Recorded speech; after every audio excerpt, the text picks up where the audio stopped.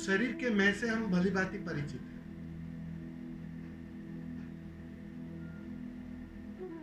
शरीर के अर्थों में हम जानते हैं कि मैं कौन हूं।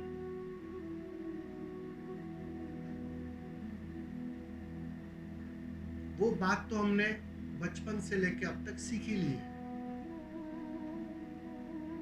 कि मैं कौन हूं।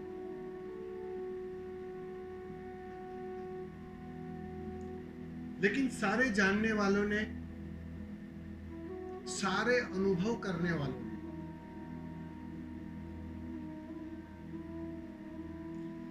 एक बात साफ कही है, सभी का एक ही सार है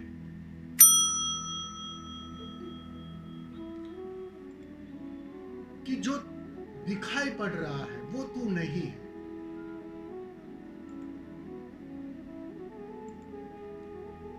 जो पकड़ में आ रहा है वो तू नहीं है। ना तेरा कभी जन्म हुआ और ना ही कभी तेरी मृत्यु हो सकती। ये सारे जानने वालों का एक निष्कर्ष है। वो चाहे बुद्ध ने शून्य के अर्थों में उसे जाना, या चाहे कबीर ने प्रेम के अर्थों में उसे जाना,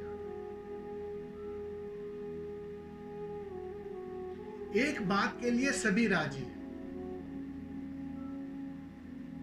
कि अब तक तुम जिसको मैं समझ रहे हो वो सारा कुछ झूठ में आता है, वो भ्रांति में आता है, वो पकड़ में आता है, वो समझ में आता है। लेकिन तुम उस स्वभाव वाले जो वास्तव में तुम हो उससे परिचित नहीं। और जैसे ही तुम उससे परिचित हो जाते हो, जैसे ही तुम उसमें निवास करने लगते हो, उस सच्चे मैं को जानने लगते हो जो जन्म के पहले भी मौजूद था और जिसे मारने का कोई उपाय नहीं। बस एक समाधान आ जाता है,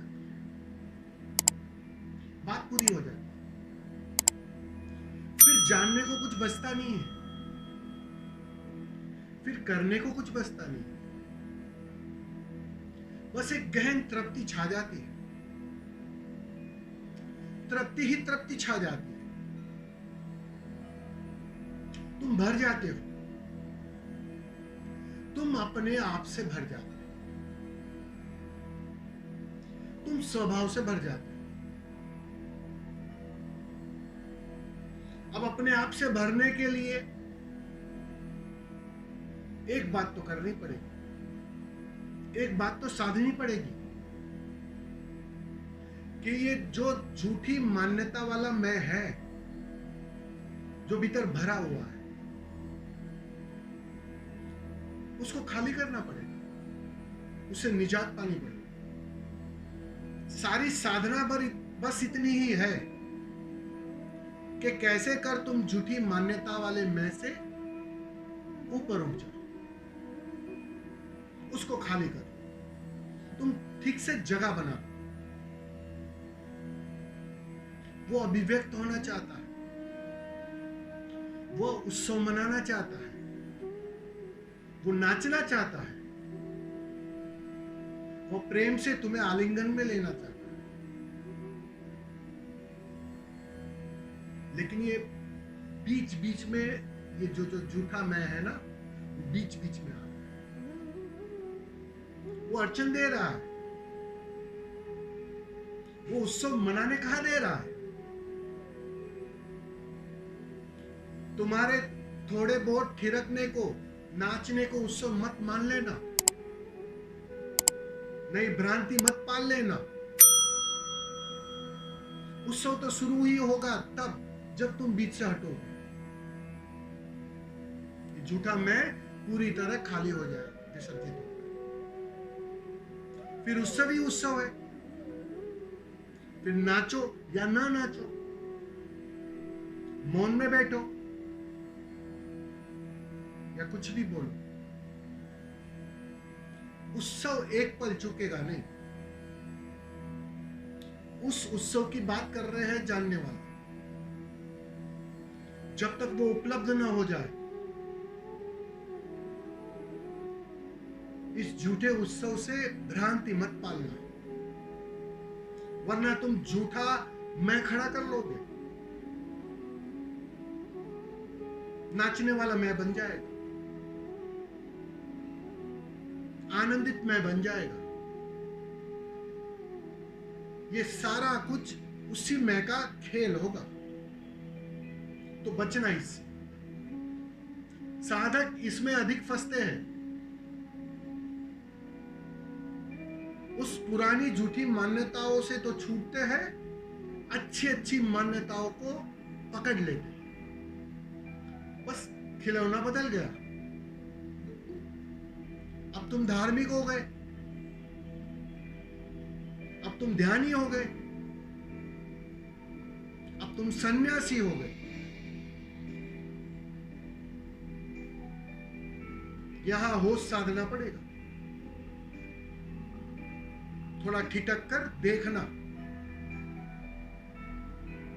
कि वो जिस उत्सव की बात कर रहे हैं, क्या वही उत्सव है?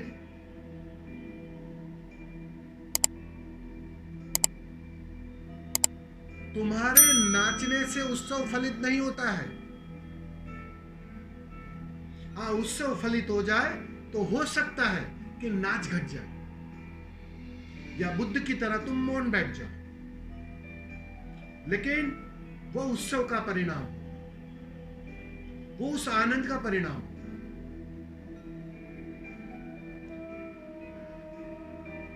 तो इस बात को हमेशा ध्यान रखे साधक, कि साधना इस झूठे मैं से छुटकारा है। तो बस झूठे मैं में ध्यानी भी शामिल हो जाता है। थोड़ा बचना, थोड़ा संभलना।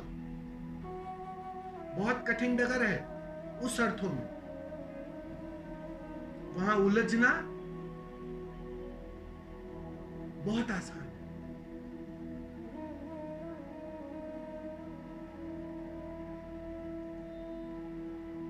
तो बस कहने का तात्पर्य इतना ही है, तुम्हें जगह बनानी पड़ेगी। सारी मान्यता वाले मैं को खाली करना पड़ेगा। बस यही साधना है, बस उससे गुजर जाओ। वो स्वभाव वाला तो तत्पर है बाहर अभिव्यक्त होने के लिए, बाहर उत्सव मनाने के लिए, बांटने के लिए तत्पर है, वो प्रतिपल तत्पर है। बस तुम थोड़ी जगह दो, यही है साधना। इसके अलावा अध्यात्म की और कोई परिभाषा ही नहीं है। सारे जानने वालों की अभिव्यक्तियों में बहुत फर्क हो सकता है, लेकिन अनुभूति एक ही है। उन्होंने वो झूठे मैं को गिराया ताकि वो स्वभाव वाला मैं निखर कर बाहर आ। बस तुम्हें भी वही करना है। यही है यात्रा,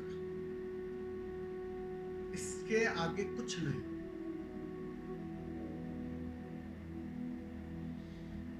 बहुत बहुत धन्यवाद।